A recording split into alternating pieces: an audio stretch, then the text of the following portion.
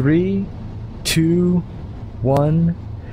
Welcome to ISRA League's Grand Touring Championship, brought to you by the Z1 SimWheel LCD display.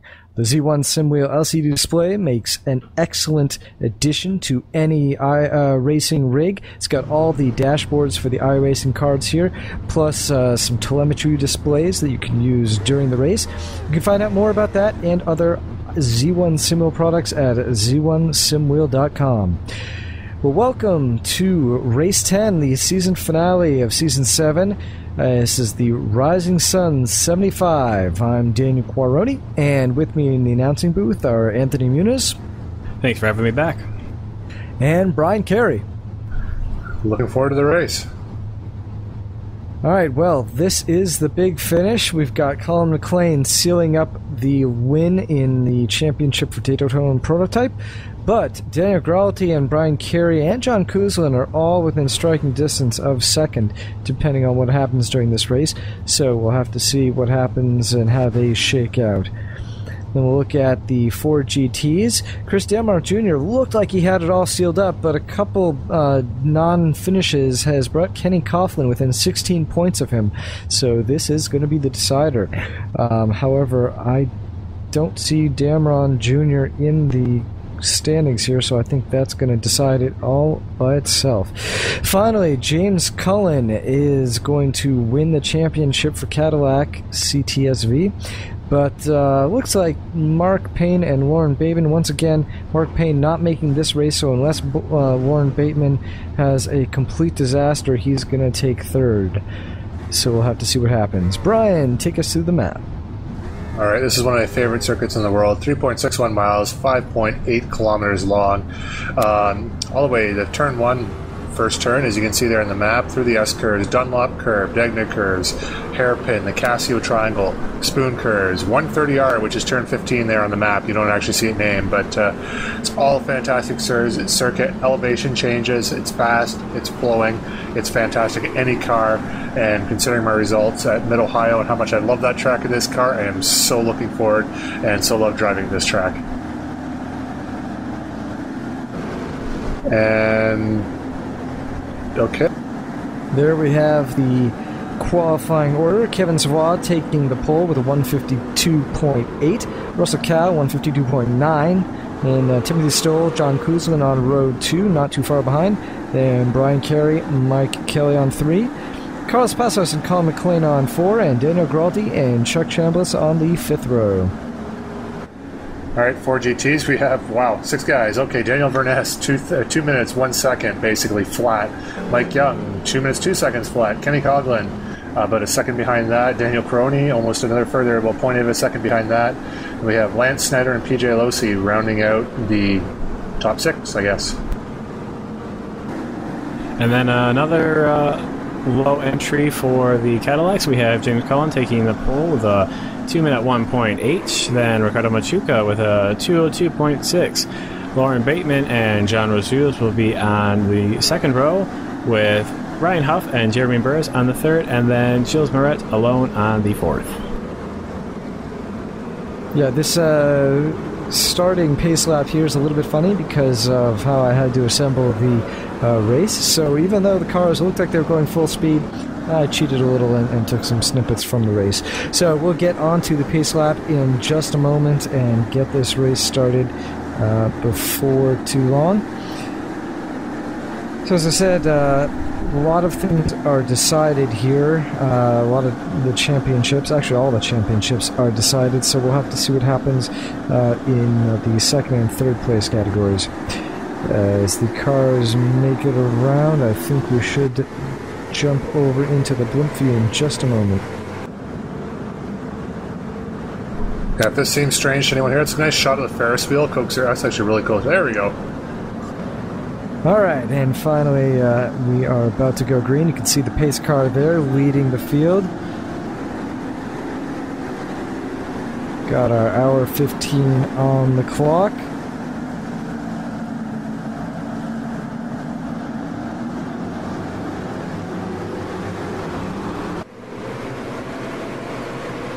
And there we go. The cars are accelerating, and in just a second, we're going to get the flag. There we go. The clock is ticking.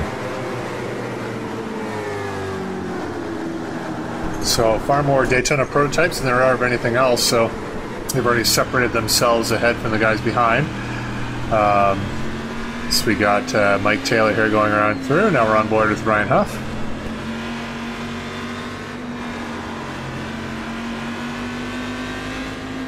Alright, so we're going through the S-bends right now on board. Just a lot of left, right, lefts here. Now we can see the Daytona prototypes coming up through Dunlop, which is a very, very long uphill left-hander, into the Degner corners, Degner 1 and Degner 2. Degner 1 is a pretty fast corner, just down a gear through the corner, then down a few gears for Degner 2, which takes us under the crossover there. So we're coming up underneath the other part of the track, heading towards the hairpin. So as you follow through the Daytona prototypes here, John Kelly in the pink and black car right there, coming behind Dan Gralty, which seems to be getting a little wide here.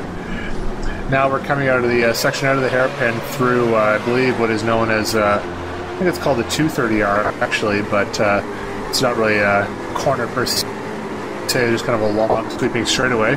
Spoon curves as Carlos Passos taking a look inside of Brian Carey. Coming out of this spoon curve, now onto the long kind of uphill straightaway, going to the overpass part of the crossover here as they're going to head up towards the 130R. Yeah, we've got a few guys that are lower in the standings than we would expect, or have come to expect so far this season. We've got Daniel Gralty back down in 10th position right now. Colin McLean in 6th. Carlos Passos, who's usually up when in the qualifying, down in 8th. So we've got a few guys that have we're used to seeing up a little bit higher. Going to have to do some more work to get up to the places they're used to. Oh, and we've got a fairly large crash. That's a Cadillac. I missed who that was. Was that that was John Rizzuto's, I think. Was that John Rizzuto's? Oh no, wait, there's John. There's John right there. He was involved with another car. I'm not sure who it was. I want to say it was possibly Lauren Bateman, currently being shown in P7, and I thought that might have looked like his car. So they had a issue as they were coming down towards Casio. Oh, there's PJ Losey battling with Kenny Coughlin. PJ hasn't factored much into this season here. In fact, this might be his first race of the season. I think he might have been at Spa earlier in the year, but he's now battling with Kenny Coughlin. A very slow, relatively slow qualifying time for him, but I think he was just kind of getting back to the swing of things, and his pace should pick up as the race progresses. And Colin McLean taking a look inside, going to the hairpin, but because of a little kink before the hairpin there, not having a chance to get inside of Mike Kelly.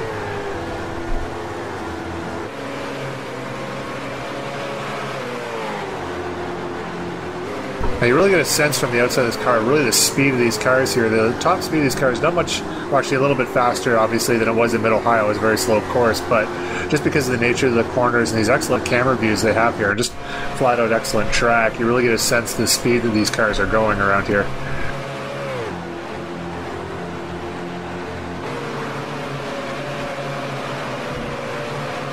We've got Colin McLean trying to see if he can't find a way around Mike Kelly, kind of diving on either side of the track, but really no room to get around as they come down towards Casio again.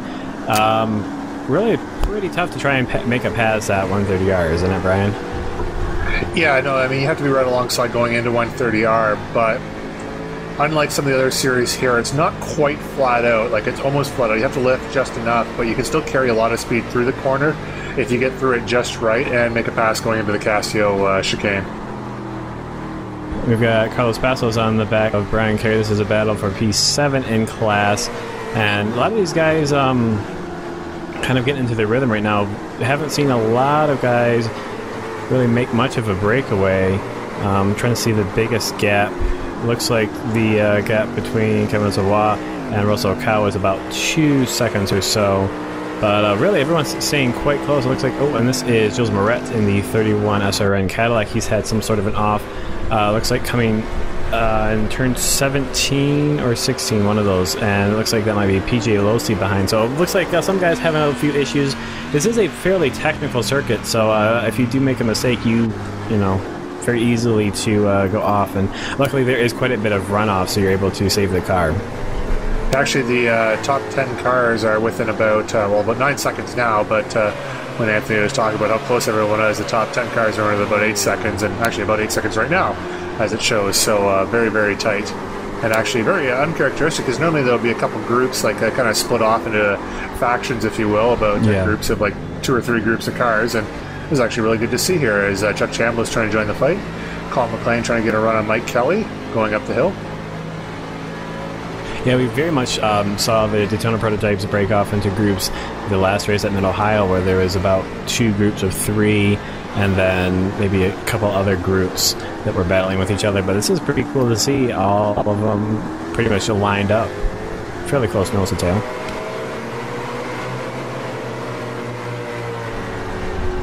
Now, giving a little bit of a personal feedback here, as I was struggling massively at Mid-Ohio. I had, I'll give a shout out to John Kuzlin for helping me out a little bit on setup here, because I was not getting this car at all. And I made some setup changes here, and they felt a lot better, and I was able to drive a little bit harder.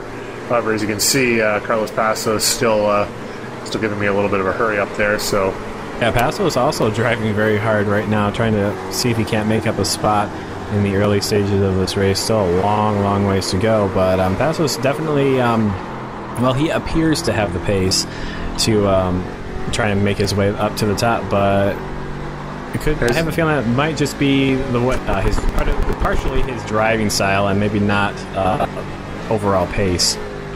Well, he's getting a very, very good run off the Casio chicane, so due to the backup of the cars here, some guys are getting better runs than others. Holy geez, Chuck is getting all over the place here. He's able to hold it on. Both him and Carlos were all over the place, but just noticing there that Carlos, well, everyone's keeping pretty close contact with everyone. He's getting a particularly good run off of the chicane, which is one of the main passing areas, as Colin McLean looks like he's got a run on Mike Kelly, and it looks like he will take the position from him going into Spoon.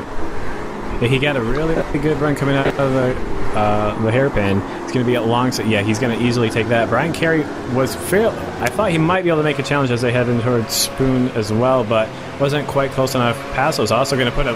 Oh, wow. As they come out of Spoon, Passo's going to go alongside Brian Carey as they head down towards 130R. It looks like he got a much, much better exit coming out of that corner, and he's going to be almost all the way... Yep, he's able to take the position fully as they head into 130R, so that moves Carlos Passos up to 7th spot.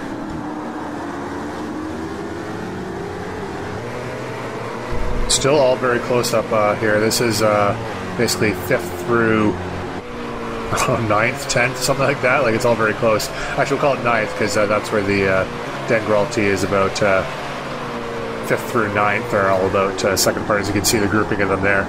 We got McLean, Kelly, Passos, Carey, and Gralti all basically running nose to tail. And John Kelly is about 2.5 seconds further up the road from Colin McLean.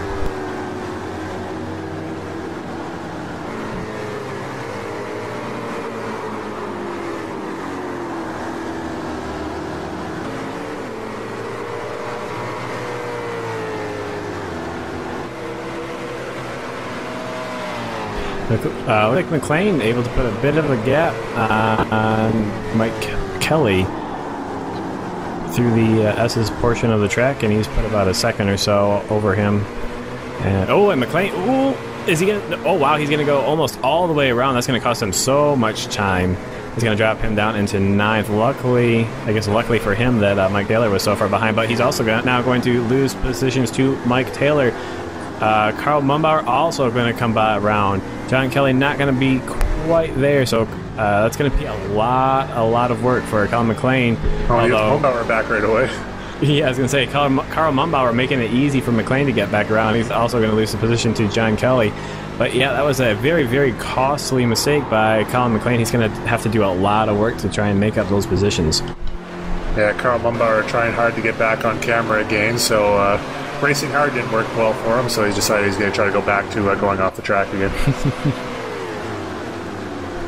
And Carlos Passos is all over Mike Kelly here. See if he can make a move on here. It's really not close enough to break into the chicane there, because you really need to be over the left-hand side to make the chicane work, but he's been getting good runs off this corner here, so let's see how it goes.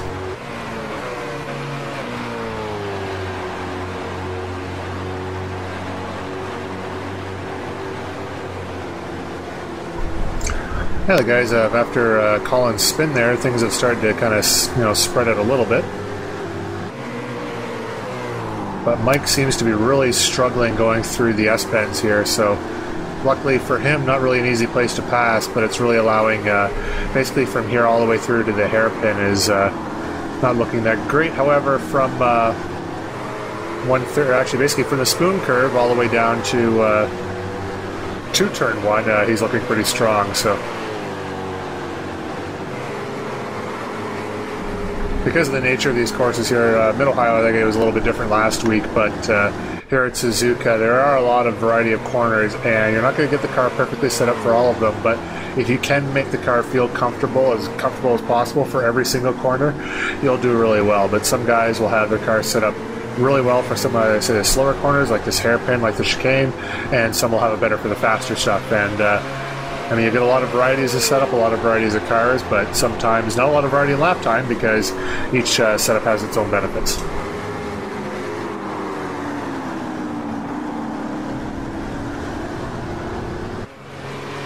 Oh, I don't know if there's contact there. Was it? Yeah, it looked like Mike Kelly had a bit of a wiggle, and yeah, he's lost quite a bit of time there. This allows all 3 drivers to get by, and I kind of missed it. Was there contact there? Well, I didn't see contact, but it kind of looked as if, and Kevin Sawala is off the track. Wow, that's the leader off the track. Russell Cow takes the lead. And he was under no pressure. He just lost it. Yeah, but, wow, that's crazy. And there some of the guys are going by, but... yeah, I know it was one of those things where it just looked like there could have been contact because of the way that Mike Kelly went off. Maybe Mike just lost it when Carlos was battling him, and that's just how it turned out. As our pit reporter is on vacation, we can't get any independent confirmation of said incident, so we will just have to speculate. I'm going to jump over now to Colin McLean's battle, and he is currently running in 10th position, battling with Mike Taylor as he tries to make back some of the positions that he lost after spinning in coming out of turn 9. Right now he is 18.5 seconds, give or take, off of the leader, and then if he's able to get by Mike Taylor, he's going to have about another 6 seconds or so until he gets to Mike Kelly. So a lot of work in front of Colin McLean to try and make up some of the positions that he lost. He definitely has the pace. I expect him to probably get by Mike Taylor here fairly shortly. Depending on the run, he'll get off the hairpin here. I'll probably get him into spoon. If not, the spoon probably come off the spoon, but running off the hairpin there, we'll see. It's kind of hard, too, because the way this corner goes, it does sweep around, and Mike can cleverly place his car kind of outside-inside, and he's not really blocking, he's just taking the line, so, but he's not. It's early in the race, he's not going to fight him. He knows Colin's a little bit faster, so he concedes the inside a little too much there, but actually, everyone gets to that all right. The exit of the spoon corner in there's a lot of runoffs, so there is a good margin of error. If you go in there a little bit too hot, then you can, run wide and still maintain your speed, not lose very much time.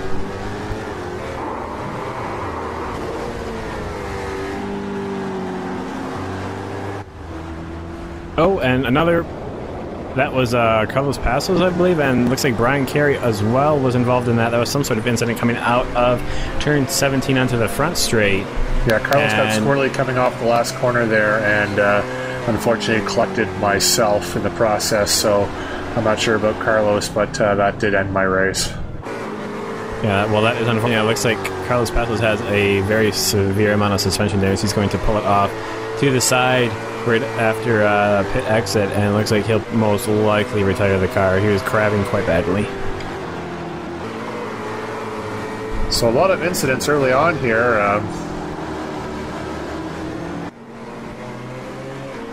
Yeah, and right now we've kind of, especially with the low entry number that we have here, that's really not going to leave a whole lot of battles on the track. Right now we've got John Kuzlin currently battling with Timothy Stahl, and this is for top 3 in class. So this is a pretty good battle going on right here.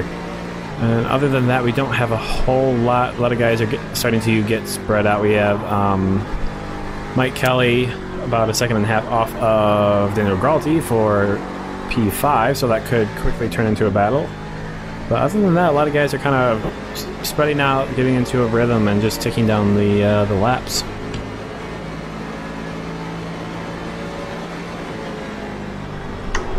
It was a good onboard shot. We're coming out to 130R here. Hopefully we stay on board as we go through. Just a slight lift. Turn in. Oh, John Kuzlin leaving a lot of room on the exit there. I mean, he could be taking that one a lot faster, actually. So he's actually probably losing about 0.3 of a second alone on that part of the corner. Because there is some runoff room on the exit of there. So, I mean, there is the clean driver award that you have to be concerned about. So if John Kuzlin doesn't have any incidents to this point, he might be looking at that.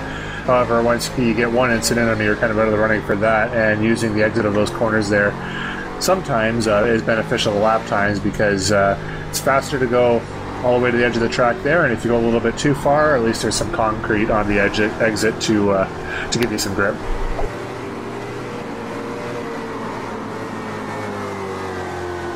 I also just want to point out that previous leader, Kevin Sawa, is 2 laps down right now, so I'm guessing that means he has also had to retire his car for some reason.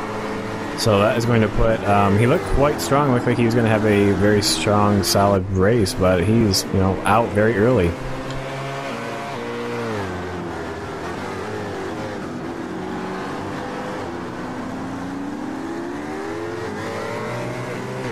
So these guys are just getting right back where they left off at Mid-Ohio. Timothy Stahl and John Kuzlin, nose to tail. This time it's a battle for second position, so a little bit more on the line this time.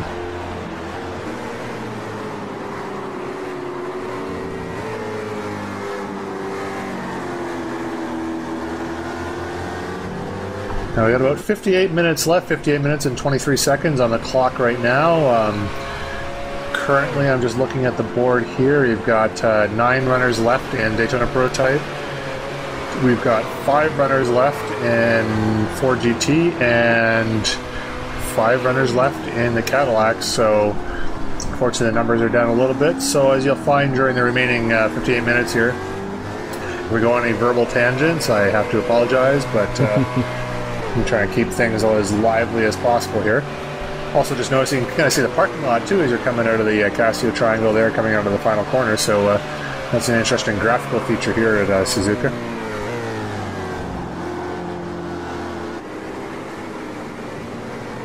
Of course, for those of you familiar, Suzuka is obviously the home of the Japanese Grand Prix. One of the, at least my favorite, one of my favorite races on the Formula One calendar, probably behind Spa.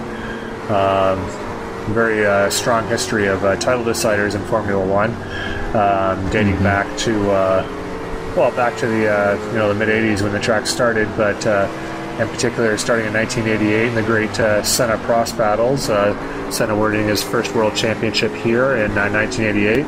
Then the infamous incident at the Casio Triangle chicane in 1989, with Prost turning down on Senna there and causing them to collect each other, and Senna restarting the race, but violating a never before enforced rule at the time, and getting suspended for that, and then coming back to actually, was that Kenny Coughlin on the inside of the track? It looked like it, yeah.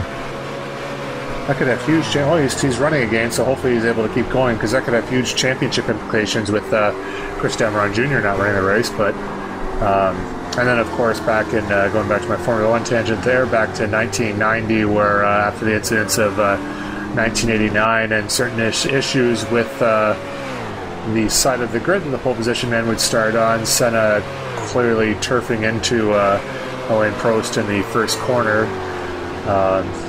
That was probably the peak, the absolute peak of their rivalry back in the 90s, because, well, I will say peak because after that, Prost in 91 was... the Ferrari, unfortunately, was not a race-winning car, and it wasn't until 1993 that Alain Prost came back after that, back in the Williams, where that car was dominant too, and by the time they got to Suzuka, the championship was already decided. So that 1988 to 1990, those Suzuka battles were some of the, if not the most iconic Formula One moments. I'm trying to think of anything more kind of ingrained in the Formula One culture than those 3 Japanese Grand Prix, but you'd be kind of hard-pressed to find that.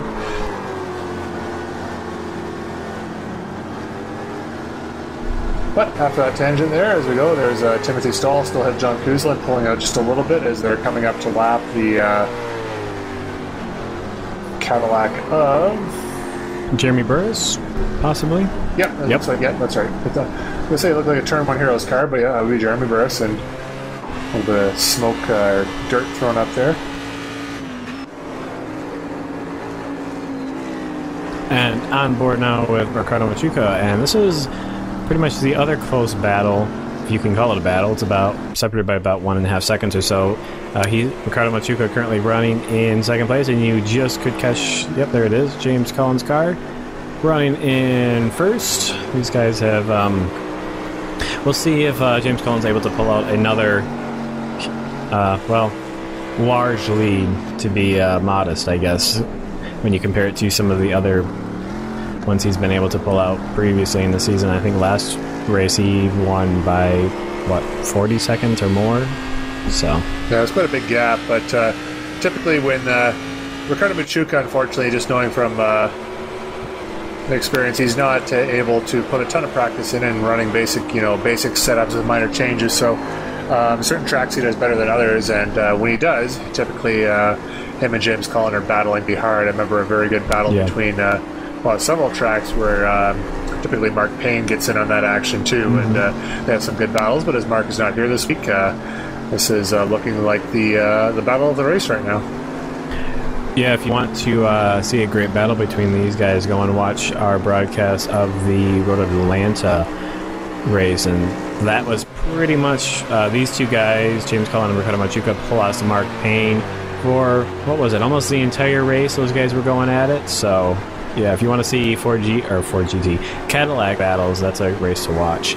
Yeah, I'm not even sure if anyone else was in that race based on our broadcast, because that seemed to be all that we showed that race.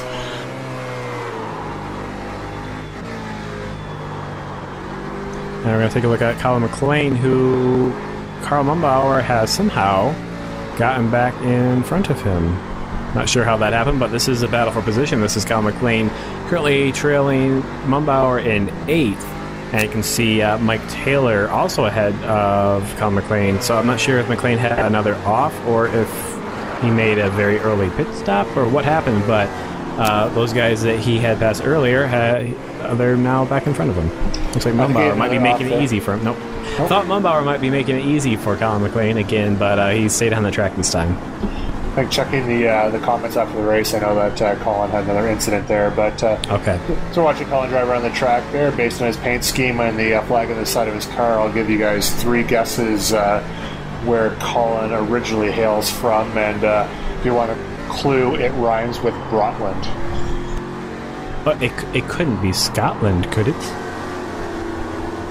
No, I don't. That would be too easy, I think. It is funny that you say that, because Colin has lived and hails for quite some time from the Atlanta, Georgia region. Actually, I'm not even sure if it's Atlanta, but in Georgia, in the United States, for long enough to say that's basically where he is from at this point. But like I say, his ancestry and direct ancestry, and where he originally hails from, is obviously Scotland. So. Yep, still has. If he opens his mouth, you won't think he's from Georgia. Let's put it that way. No, that is correct. And Karl Mumbauer, based on his paint scheme, lives in a Jägermeister bottle, which, again, one of the most foul alcoholic beverages ever created.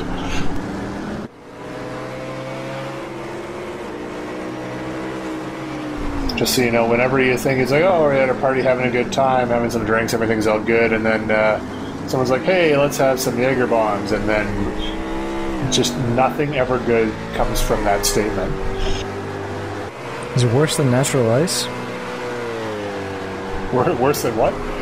Natural ice? I'm not quite sure what natural ice is, but if you're comparing the two, it sounds pretty terrible.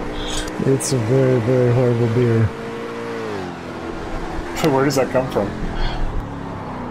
Well, I don't know what types of chemicals they put in there to make that thing taste the way it does, but I also don't know where it's brewed, if you can call it brewing. Yeah, exactly. There's definitely some beers that, like the beers that are more descriptive, and they're, no, Mike Taylor is off the track trying to go around the, he's not on the wall, that's excellent driving by Mike Taylor, let's Karl Mumbauer by and Colin McLean by as well. But that was a very good piece of driving by Mike Taylor, but Yeah, you gotta love beer names that are more descriptive than brand names. And there goes Carl. It's the Jaeger is seeping into the cockpit apparently. So he had a couple too many Jaeger shots before the race. Yeah, you gotta keep those sponsor picked the commitments wrong way before to the turn race. around, unfortunately. Well, yeah, Dan, Natural Ice is Anheuser-Busch product, just so you know, in case you were wondering. Brewed in St. Louis, Missouri. Actually, I know that there is a massive Anheuser-Busch brewery just across the highway from the Newark Airport, which I was lucky enough to spend some time last Sunday. And by lucky, you probably mean unlucky, don't you? It wasn't too bad. Time in Newark was alright. Once I got back to Toronto, I had to catch my connecting flight back home. That's kind of what wasn't as ideal, but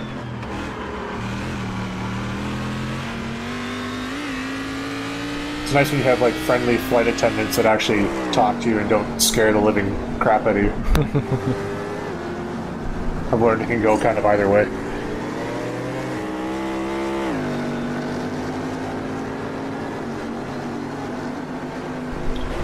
Well, this is quickly becoming a battle in 4GTs, or not 4GTs, Cadillacs. It's the second time I've done that. You can see James Cullen, well, it's about a second or so between Ricardo Machuca and James Cullen. A Daytona prototype of Daniel Gralti could have played a bit of a factor into that, but these guys also quite close, seem to be fairly even on pace at the moment. Both of these guys keeping the gap fairly stable at the moment.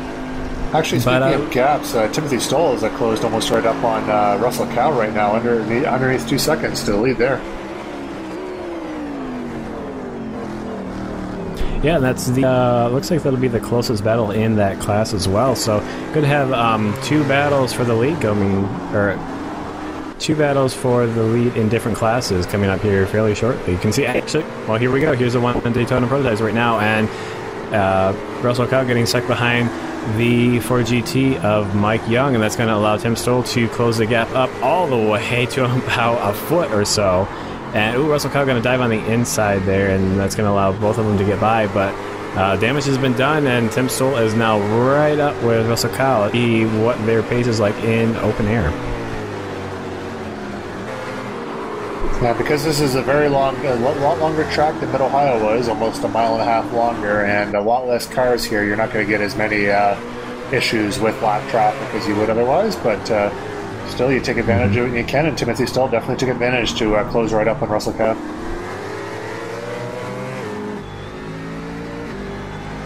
And Timothy Stoll is like a shark. He smells blood in the water, and he will go for it.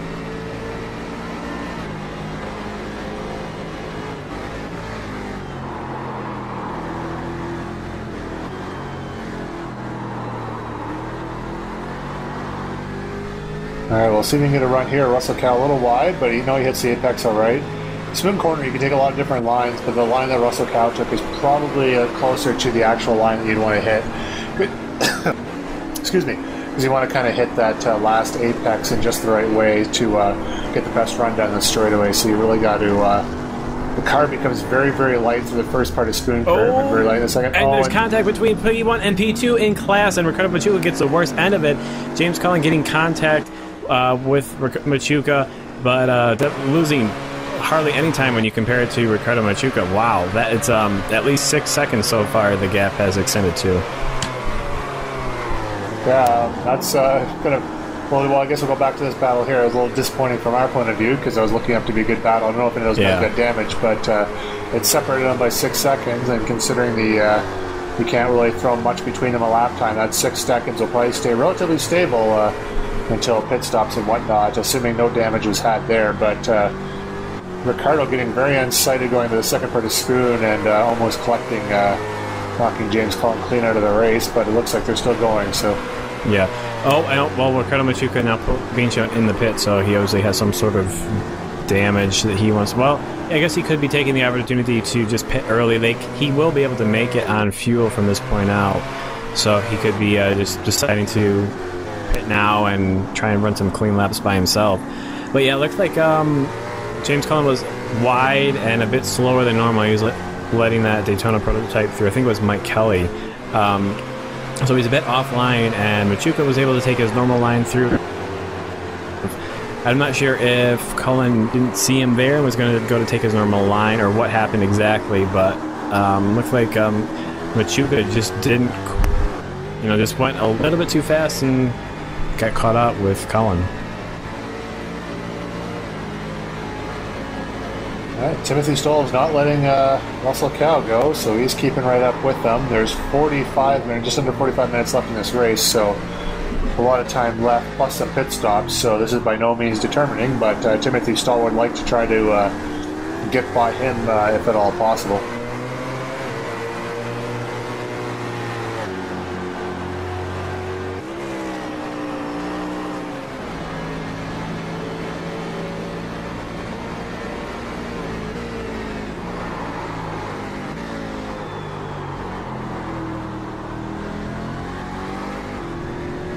So this might be what we're watching for the rest of the race. It is by far the closest battle. So on board through Timothy Stoll here as we start going through the S-bends, making sure to get on each one of these curbs here. You have to be careful with some of these corners here, because if you catch a curb in the wrong way, it could spin you out or pitch you off the track. But when you're going in the S-bend, basically as you're going through a right-hand corner, for instance, the left tires are the ones that become loaded, and you can kind of hit the curves of the right tires because there's not a lot of pressure on them, not a lot of downforce on these cars too. So basically, the way these cars are going, you can kind of hit them just right, but you have to really be very, very careful, because you want to shorten the corner as much as possible, but it gets to a point where it becomes too much and you unsettle the car. So up, and they've come up behind Gilles Moret in the 31. Looks like the SRN car there.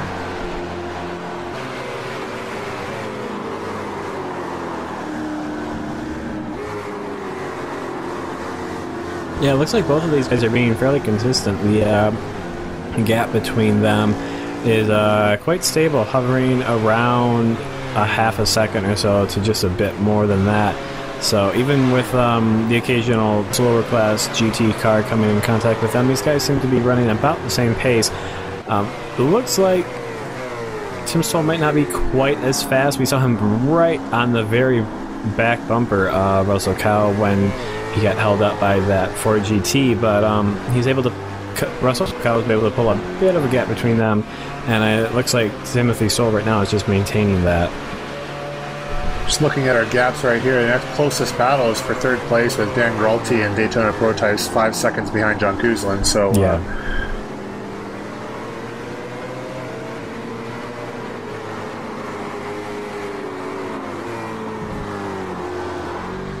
Yeah, we have had a few retirements now. It looks like we've got Russell Cow obviously leading with Timothy Stoll just behind him by about a second or so. Then we have John Kuzlin and Daniel Gralty. Those guys, about 5 seconds or so, like Brian pointed out, between Kuzlin and Gralty. And we have Mike Kelly and Colin McLean both still running. We also have Mike Taylor and Carl Mumbauer. Those are the remaining cars that are still running in the Daytona Prototype class. Once you move over to the Ford GTs, you have Daniel Verness currently leading Mike Young by about close to 10 seconds there. Oh, and that is Gilles Moret, and he half spins it. I believe. What turn is that? Is that looks like that was Degner 1, 8? I think.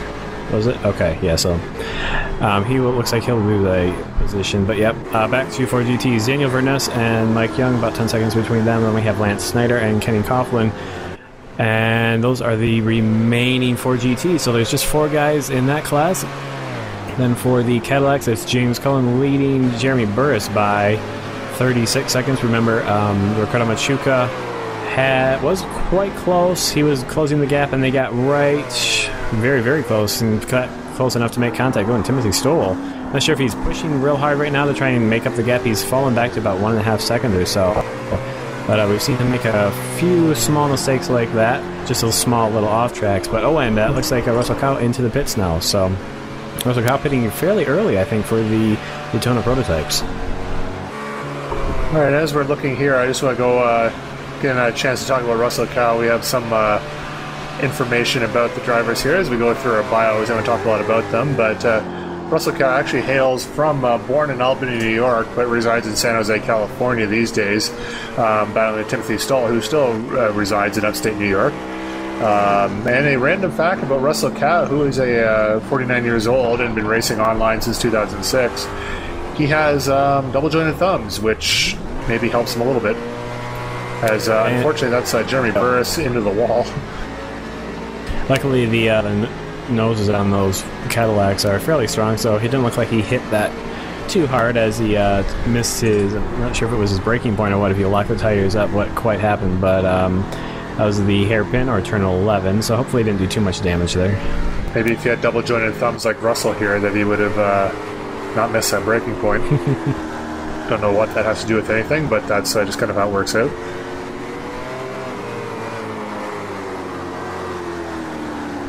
So that's Russell Cow up ahead of Mike Taylor.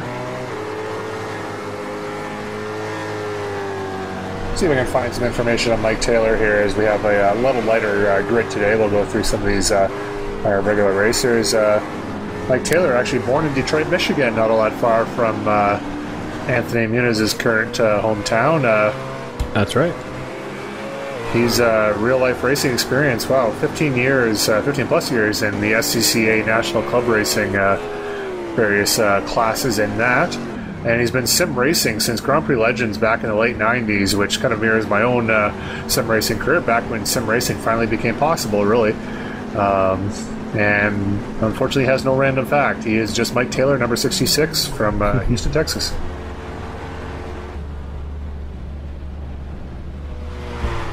See Ryan Huff pulling into the pits for his one and only stop. Oh, it looks like he has a fair amount of damage on the side of his car. I think he was involved in a spin of some sort. Who was that with? Was that Lauren Bateman, possibly? Not exactly sure. I'm 100% on that, but we know that he was involved in an incident fairly early in the race. So looks like he'll probably have a bit of that repaired if it's necessary.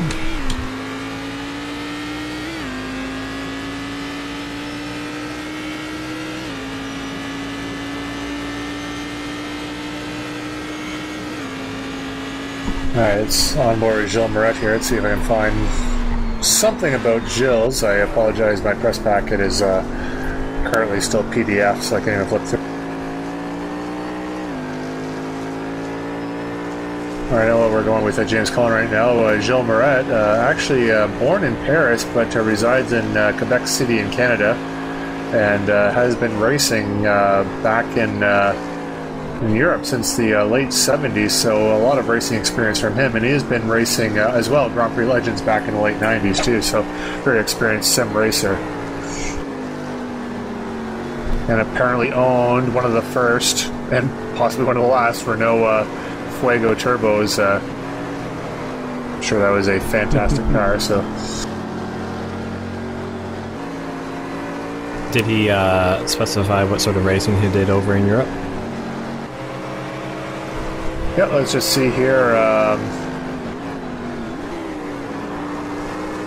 He was involved in motorsport back in Europe in the late 70s and 80s, and actually worked with Alain de Cadenet back in 80 and 81 when he had some mixed success running as Lola Cosworth in the World Make Championship. Alain de Cadenet, one of the original hosts on Speed Vision Television and Speed Television, which I'm not sure what he's up to these days, but that's where I remember him from. Very cool. And now you need the little jingle. The more you know. Yes, that's trademarked, I believe. So unfortunately, we're going to be having to pay royalties for that now. But anyways, we're now with James Cullen, who everyone at home knows by now likes fresh apple pie. Well, let's be honest, who doesn't like fresh apple pie, really? Unless you're allergic to apples or something, then you might still like apple pie, but can't have it due to health reasons.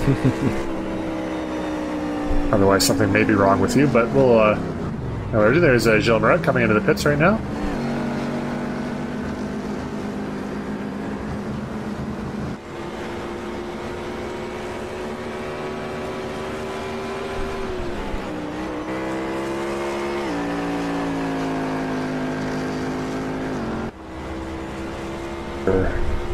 Alright, well, we're watching James drive around the track. 48 seconds in the lead, so I think that's the closest battle on the track right now. Well, actually, Possibly we've not, got Timothy Stoll and John Kuzlin currently. Those guys are about 10.5 seconds apart. And then back one spot is Daniel Gralti, about 5 seconds behind John Kuzlin. So there's a few guys that are closer than 48 close. seconds. Yeah. Yeah, I just want there are a few guys on the track that maybe can see each other when they're driving around at the end of the straightaway. A 5-second gap in most of these cars. The car looks like a dot off in the horizon. Oh, Lance Snyder unfortunately had to reverse back into his pit a little bit there. So sure he won't be happy we caught that on the camera. Yeah, Lance. But just still loving the Doctor Who paint scheme on that car. I think it's a pretty clever sponsor.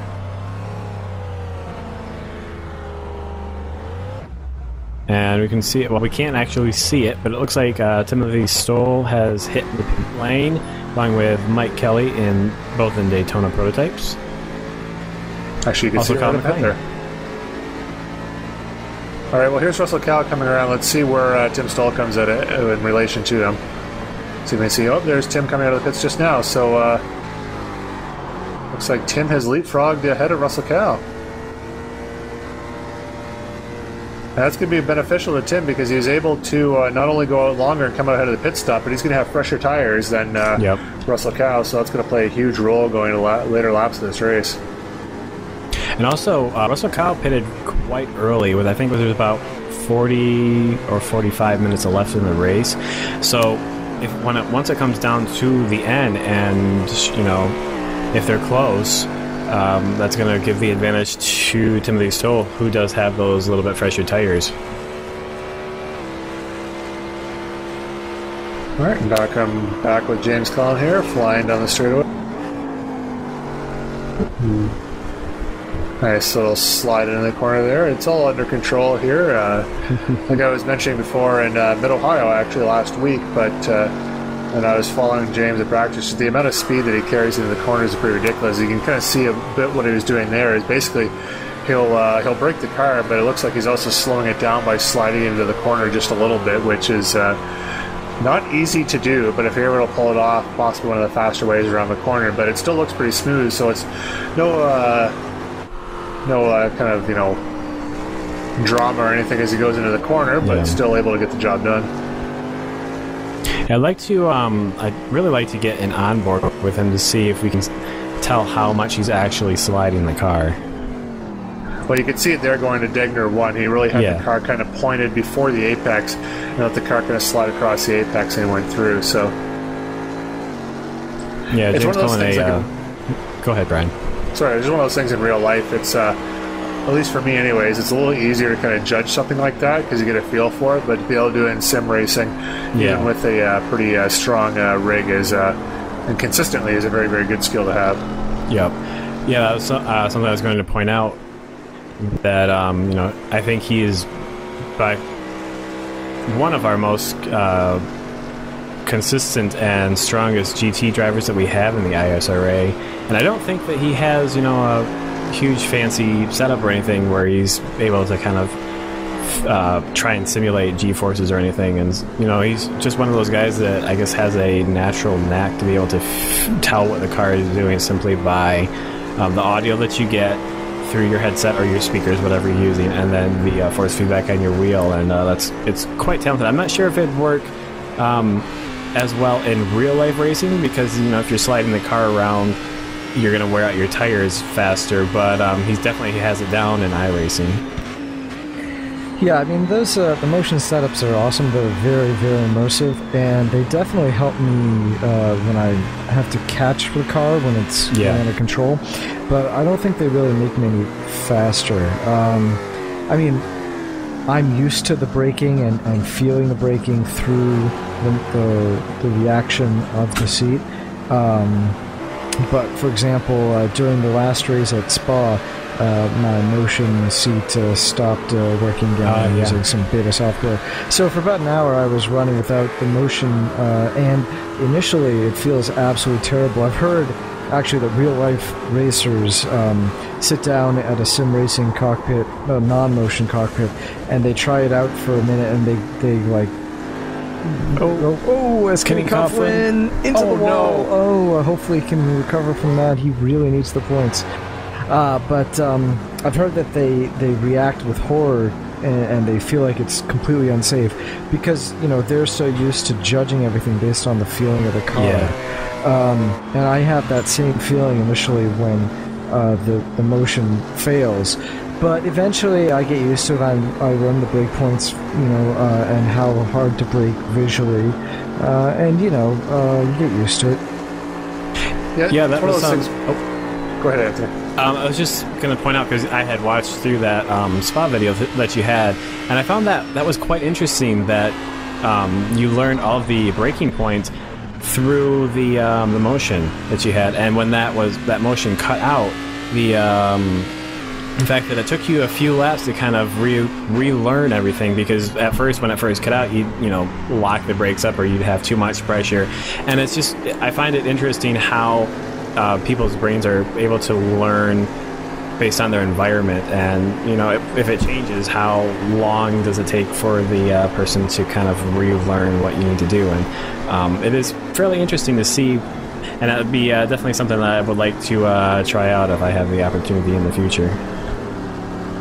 Yeah, I highly recommend it. It's a lot of fun. As I said, very immersive.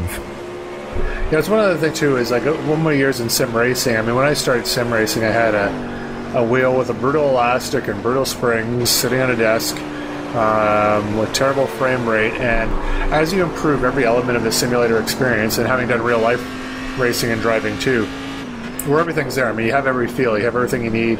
The car's doing everything you're doing in real life. When we're doing this simulator, speed-wise, you could have the crappiest rig imaginable, but eventually you'll learn what you need to learn. You'll be just as fast. But the more immersive it is, the more cues you have, and the easier it is to be consistent and you know, just kind of not go through the motions. But like Dan says, it is the immersion. And when you have the full-on immersion, you can hit those lap times, you hit those apexes, you be more consistent, you're less prone to make mistakes.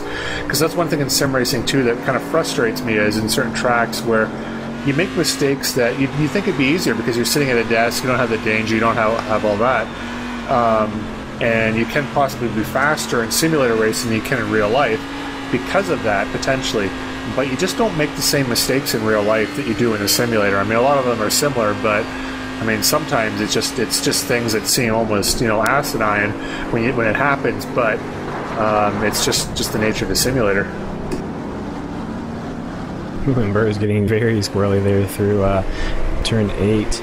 Manages to save it out.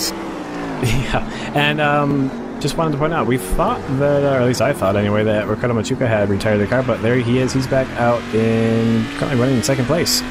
So I guess he got whatever damage. He pitted quite early when he had that incident with James Cullen, but he's back out on circuit, and he's currently about a minute and 40, we'll call it 45 seconds behind. So no, he's a minute 1 second behind.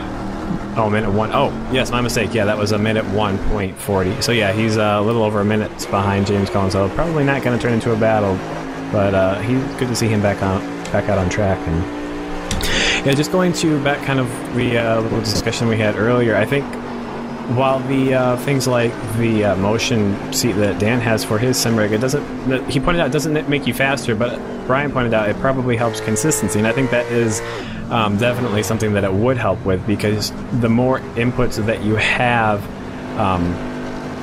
the easier it is to kind of get around the sim in a more consistent way. I know that I prefer to use headphones instead of like desk speakers or something like that, because I don't have to have it turned up as loud to hear all of the little cues, specifically with the tires. You know, if I have headphones on, I can much more easily hear the tires, you know, starting to squeal, break loose from optimum grip or whatnot. And so I think that things like a motion rig, while it doesn't necessarily make you faster, it gives you another sensory input to help you get around the track more consistently. And so some people are able to learn with minimal things. You know, I'm like Brian, who is a quick driver. I think you have just one screen and a wheel. So, and he's a quick driver. And some people who are also quick drivers have 3 screens and a wheel, or I think I've seen a quick driver with something like 5 screens and a motion rig. So, you know, there's all kinds of these sim racing setups that you can have all levels. Like Brian would be having, you know, the most basic, and then you could have someone that would have what you would call the most advanced, and yet they can run the same times. So, you know, I think it's not necessarily how much you put into it. It's just all of it just kind of helps, I guess, a little bit. And actually, one of the things you could do to, if you're listening at home, to improve your sim rig is to visit z1simwheel.com and grab what they provide, which is the LCD display as well as touchscreen displays, which, well, I wouldn't say they make you faster. I mean, they would definitely, the biggest thing that I find with them is they really improve your race management. You're able to change a lot of things in the car, check fuel, check your information, whatever telemetry, and the Z1 sim wheel LCD displays and touchscreen displays really do help let you manage that in a much more efficient and practical manner. So again, our sponsor, visit www.z1simwheel.com. Yeah, and it's especially handy for cars like the Ford GT. On my setup, on my screen, I don't get to see the shift indicator lights because they're just too low. So with the Z1 SimWheel LCD display, that wouldn't be a problem. It'd show up just fine. That, gentlemen, is what you call a segue.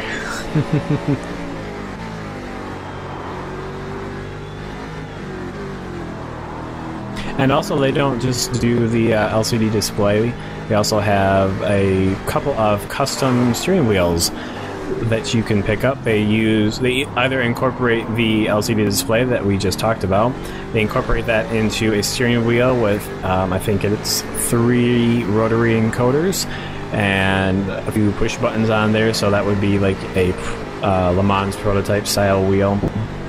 And they also have a Formula 1 style wheel with the SLI Pro, which are like the rev indicators, and then you have a large geared display in the center, along with, well, it's customizable, but you can have like lap times or fuel or something like that on either side, with, you know, rotary encoders and all kinds of buttons that you would expect to have on a Formula 1 steering wheel. So those are also both great additions if you have a Logitech wheel. So go ahead and check those out along with the LCD displays. As now we've got an actual battle on our hands here, as Dan Gralti is under 2 seconds behind John Kuzlin. And this is a battle for 3rd place in the Daytona Prototypes, which is, as it looks on the screen right now, by far the closest battle we have on track. And I see John Kuzlin just up ahead there with Dan Gralti right behind him. Yeah, I would say the next closest battle on track that we have would be Mike Kelly and Colin McLean trying to chase down Mike Kelly, and they're about 3 seconds apart or so. So really everyone's pretty much spread out at this point. That kind of happens when you have lower entries in the race. But there's a few guys that are getting close to each other, and we've got about 21 minutes left or so in the race, so we're kind of taking the time down, and it's going to be getting close to the end before we know it, and a lot of these guys are going to have to start pushing probably about now if they want to close the gaps and make up any positions before the end of the race.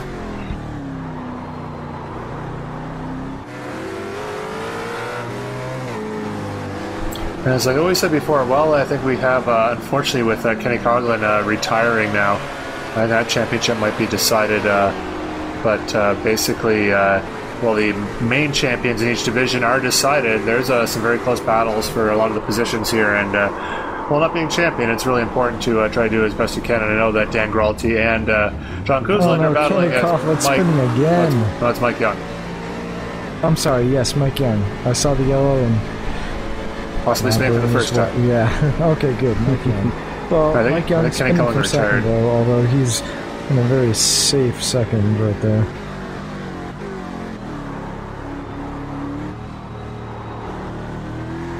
Yeah, the 3 remaining 4GTs on circuit, Daniel Verness leading with Mike Young, who we just saw have that half spin. He's currently 49 seconds back off of B1, and then Lance Snyder still on the circuits. We haven't seen a whole lot of him except in the pit lane, but he is running in third, about 1 minute and about 40 seconds off. So very, very spread out in 4GTs.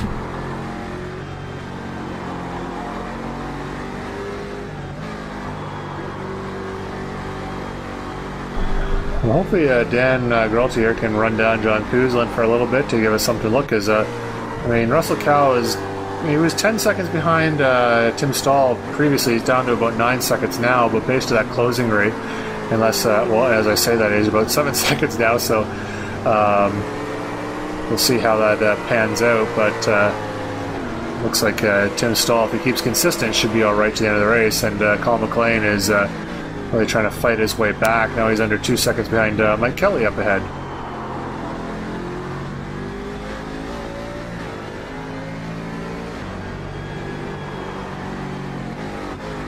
So Colin's just racing for pride at this point. He's already locked up the championship.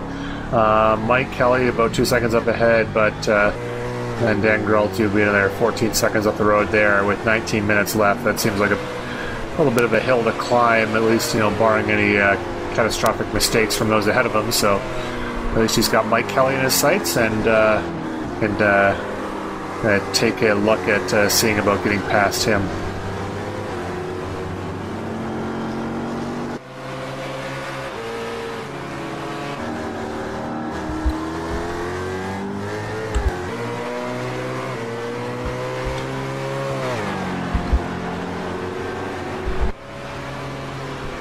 Alright, coming off the last turn there, we got gaps staying pretty stable there, about 2 seconds, give or take. The telemetry we are getting here is not quite up to the same standard we had the last couple of races, but it's still pretty good. But every so often it'll get stuck at an even number, so that's probably not the actual gap, it's just the way the information is coming in from our system. So although it is, it'll be within a couple tenths of a second regardless. So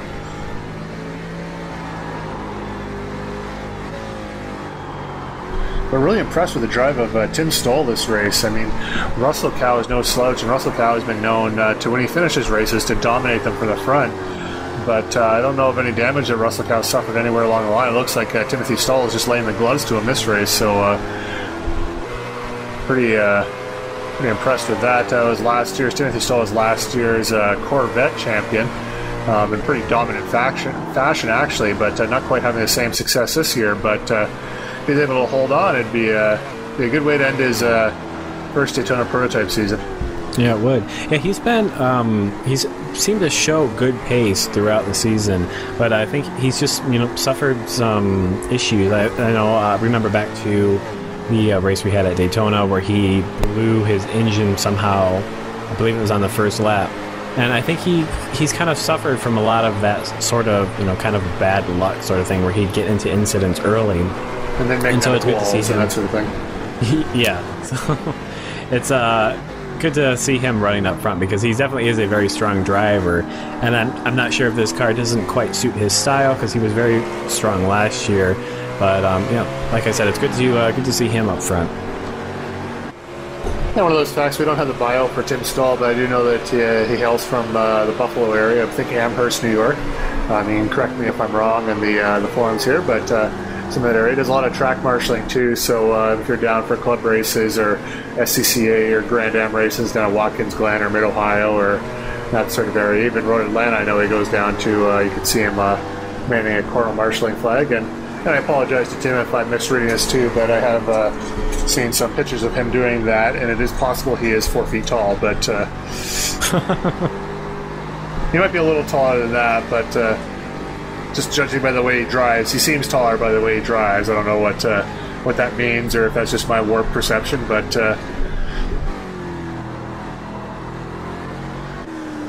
and I might be reading that wrong. He might actually be 6 feet tall, just like me, and who knows, but oh, there's Russell Cow losing something. What is going on with Russell? He was way off the track. Is he stopping? He's stopping. Oh, and that is Daniel Verness. Wow. Wow, that is that huge impact into the wall. He is the leader. He was leading by close to a minute in 4 GTs. He has some serious damage on that car.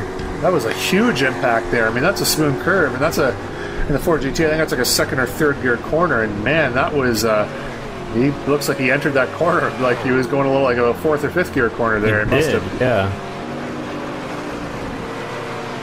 Actually, one thing I know from practice, too, in the qualifying, going to the first part of Spoon there, I was cruising behind someone and just trying not to push too hard up on them, and I literally forgot to brake for Spoon, which luckily there's a lot of runoff there, but it kind of invalidates your qualifying lap when you go off the track, so. And now with Russell Cow, this is a battle for second place with Dan Gralti coming up behind John Kuzland here, so the stakes have been raised a little bit with Russell Cow's unfortunate end of this race. I'm not sure what happened, but whatever happened was terminal. And by the huge impact that Daniel Verness had coming out of the Spoon, I'm going to assume that was also terminal damage to his car, and we'll see him retiring here in just a moment as well. So that's going to leave, if that's true, that's going to leave just 2 Ford GTs running in the field. Mike Young will inherit the lead, and then Lance Snyder will be up to P2. I'm not sure the last time that Mike Young had a victory, if he hasn't an ISRA victory yet, so I'm going to go check my notes, but I think this might be, at least in this series here in the last couple of years, he hasn't been up front, I don't believe.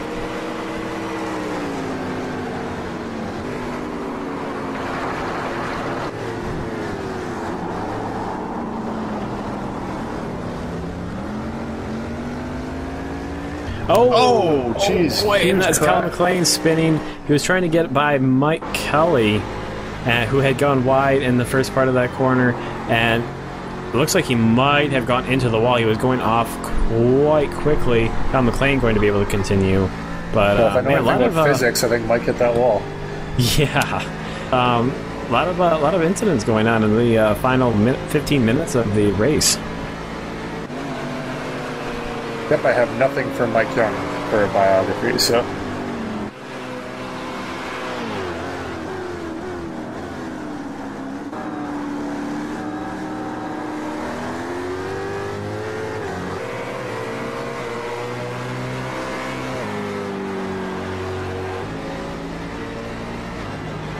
So now we get a look at Daniel Gralti's car. He's running in 3rd place, and he's only about a second behind the 2nd place car of John Kuzin. You can see him just up there. So this is going to turn into a battle here.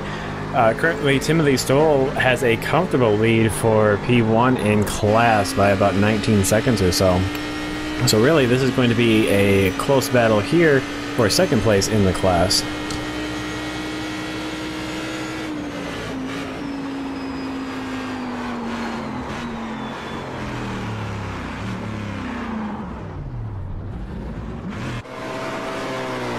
Well, there's Colin spinning again. That's in front of Ryan Huff, and Ryan Huff getting on the binders hard there to avoid that contact. Ryan was only 5 seconds behind, or a little less than that, behind Jeremy Burris, and slow up a little bit there. So he is in shot of a podium finish, so luckily he was able to avoid that spin.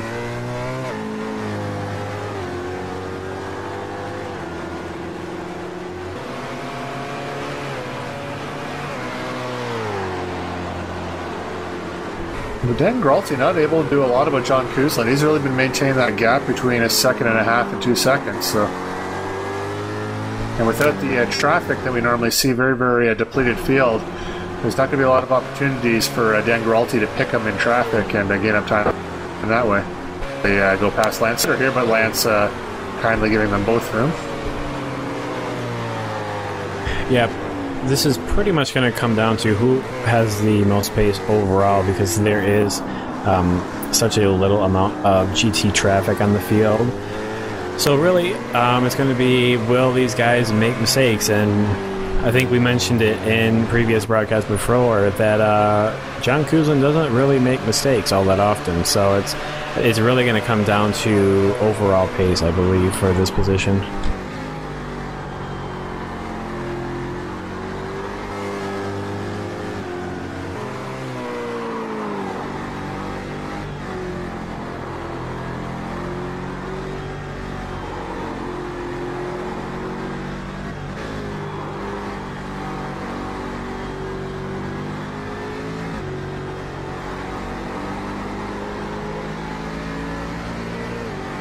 All right, coming uphill through the Dunlop corner here. That's a really, really difficult corner in this car. You really got to time your entry. It's not really a danger of spinning out, but if you hit a gas a little bit too hard, you can just push right off and you'll lose a ton of time.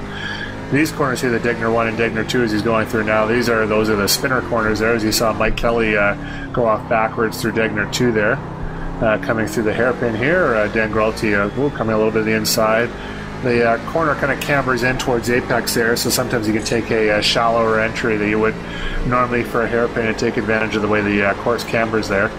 Get a little bit more grip coming off the corner. Heading up towards Spoon Curve, braking about the road there on the right hand side. You just saw it pass there. Turn through. A lot of different lines here, but Dan Gralti pretty much hugging the inside and taking a pretty good line, letting the car track out to the exit there. Fortunately off the onboard camera now, but still following the battles ahead up towards 130R.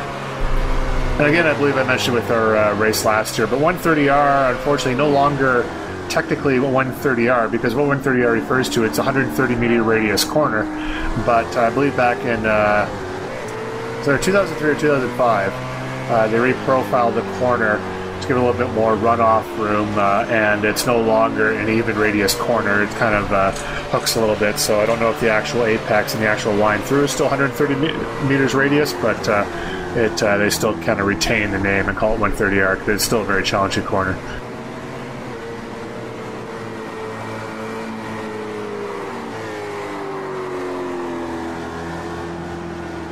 Alright, we got about 8 minutes and 30 seconds left of this race. This is the closest battle on the track. Just checking the screens here, and we got one battle. It's 15 seconds apart. Yeah, that's the next closest battle, it seems. Which is actually John Kuzlin to the leader, Tim Stahl. Yeah, really not a whole lot of drivers left on the circuit to be battling with each other. Most of these guys, there's 2 guys left in the 4 GTs. We have 4 guys left in the Cadillacs, and then how many do we have left in Daytona prototypes? Looks like we have, looks like 6. Chuck Chambliss, currently 3 laps down. I guess he could be still running, but I'm going to take a guess that he isn't. Unless he had to take a very long pit stop to repair some sort of damage.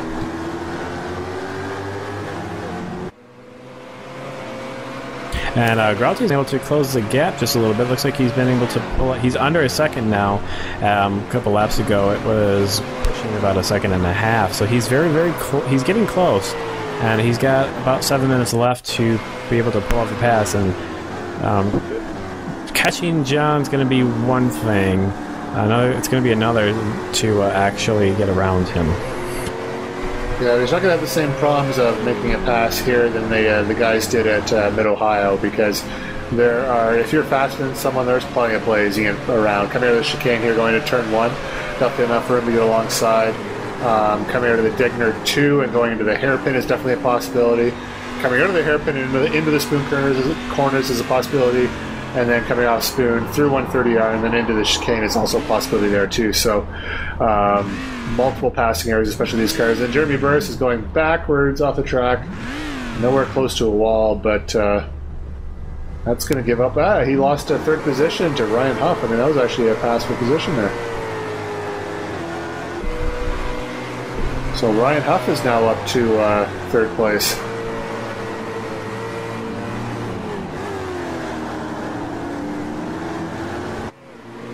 And after they got past Chuck Chambliss there, it looks like John Kuzlin has reopened his gap a little bit to Dan Gralti, back up to about a second and a half.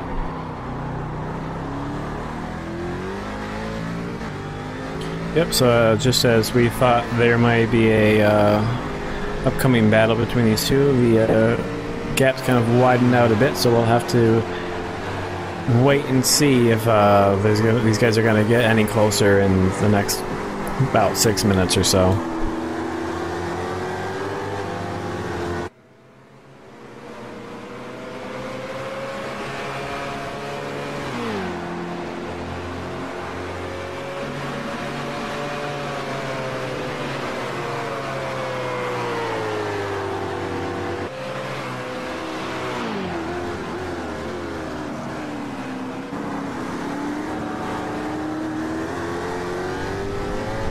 Now we'll just wait and see if Dan can get within some sort of striking distance of John there. Like I say, coming up on the 5-minute mark, so that should give us another 3 laps about.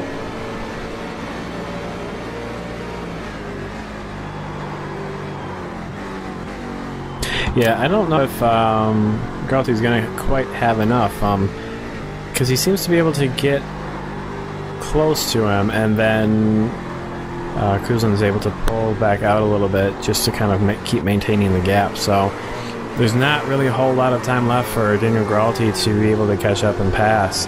He's going to really have to pick it up now if he wants to do it before the end of the race.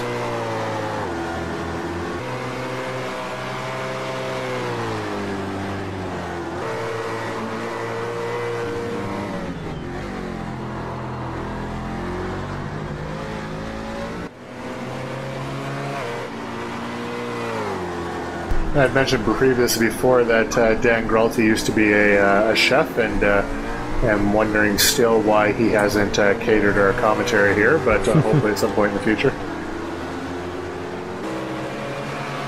I know he does reside in North Dakota now, which is not really that close to anywhere.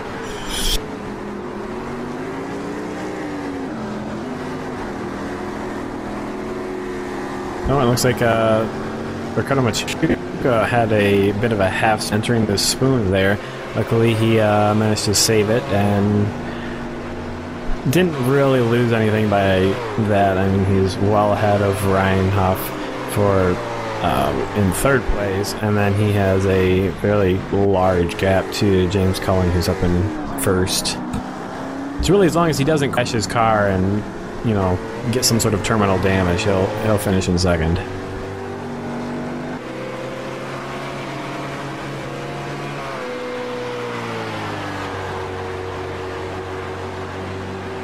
That normally would be the kiss of death, but just judging by the way things are going here, it looks like... well, no, we've had moments of no action, and then suddenly everyone starts spinning and crashing, so you never know what could happen here at Suzuka. Yeah, we're down to under 3 minutes right now, and the gap between John Kuzlin and Daniel Gralti pretty much the same. Currently about 1.5 seconds, or give or take. And it's fluctuated at a maximum about a second and a half down to about a little over half a second. But he really hasn't gotten close enough to be able to challenge John Kuzlin for 2nd place.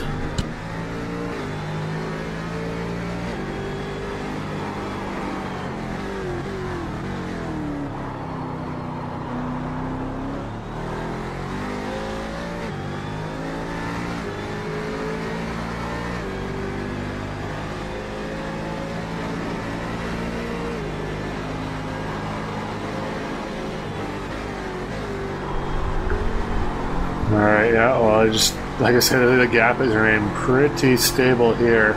Also, towards the end of these runs, too, these Daytona prototypes can eat up tires a little bit, and once you get to a certain point of the race, then things kind of get kind of static, and there's really not a lot you can do to improve your performance, so you almost kind of settle into a pace, not so much by choice, but just by, like, the car's limit. And because it's kind of more of a fuzzy limit, too, like, you could ease up a little bit or push a little bit harder, but there's not a lot you can do to change your pace. So the car kind of finds its natural pace, if you will, and you just as a driver have to keep it pointed in the right direction. As when I say that, Dan Gralti misses his braking point just a little bit, but Tim Stoll is crossing the line for the right flag, so if Gralti's going to do anything, he's going to have to do it on this lap. And he's dropped to about 1.5 seconds back right now with 1 lap to go. It looks like on the straightaway, 1.5 seconds looks like a mile. And really, I can't see him making up this gap between himself and John Kuzlin unless there is some sort of mistake from Kuzlin, and I just can't see him making one, you know, on the last lap. And he better not, because now I've said that, and if he were to make one, I would feel terrible. Well, good news for you already. If he's made it, he's already made it, so... True enough.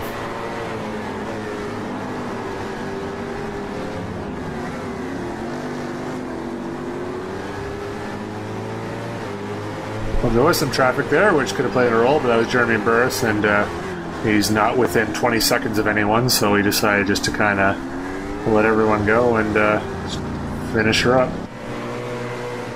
But looking back here too, I just want to say that Timothy Stoll, he won this race from the front. I know there's been a lot of attrition here, but he did the job, and he got past Russell Cow all on his own and really put the laps together. So kudos to him. He's going to be just a few more corners left. Hopefully I don't jinx him, because I would actually feel bad about that. But I mean, he has run an excellent race here. And then also shout out to Mike Young, who right now a minute 43 ahead of Lance Snyder, looking to take his first class victory for at least some time. I'm not sure if he's running the other series. I'm not sure what other series he runs besides this, but at least in GTC anyway, I think that might be his first victory. And then as well to James Cullen too, who he's won a few of these things already, so not a big deal. But up ahead, it looks like Timothy Stoll will be. We don't see him right now, but no, there he is. Timothy Stoll takes the win. NHL Prototypes. It looks like John Kuzlin has launched ahead. He is going to be in second place. James Cullen officially across the line in first place in the Cadillacs. Dan Gralty in third place in the Daytona Prototypes. And just waiting for Mike Young to come across the line, and let's see where that works out. That's Jeremy Burris finishing off his race. Unfortunately, a little disappointing for Jeremy. He did get to the end, but made a few mistakes that cost him a podium. And there's Ricardo Machuca crossing the line in second place in the class. So he did have a pretty good recovery after the incident with James Cullen earlier in the race. And Colin McLean... Sorry, that was Colin McLean spins his way to the lead and grenades his engine just after the start-finish line. I have to think that was potentially intentional, but it's kind of hard to try to blow an engine in iRacing, so I was going to say he spins his way to fourth place, but he spins and explodes his way to fourth place. Still waiting for Mike Young to cross the line. Hopefully he's nothing bad has happened to Mike Young, but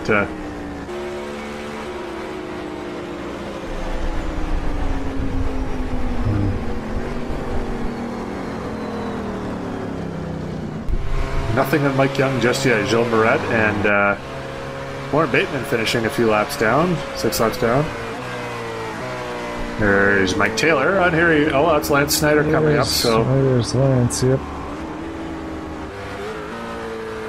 Now, supposedly he's 50 seconds down from Mike Young. So I'm not quite sure what's going on here. Let's see. There we go. He is. There's the champ right there.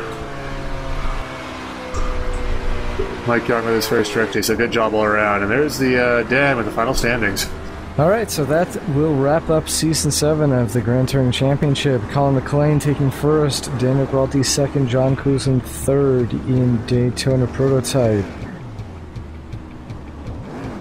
And valiant effort there by Brian Carey and Chuck Chambliss. And Kane, Ford GT, Chris Damron Jr. just holds on to the win because Kenny Coughlin hit the wall. And then Marty Jeffrey is in third. Daniel Verness clawed his way up starting late in the season, but with great finishes when he did race. And then in Cadillac, James Cullen, second straight win for the championship. And Ricardo Machuca in second, Warren Bateman third. Well, that was a pretty good season, I'd say. We had just the little, I don't know, annoyance of the class mix-up in the beginning of the race, but other than that, I think it was a pretty solid season in lineup. This obviously is the last race, so we'll have to see you again in Season 8, which will be coming up real soon.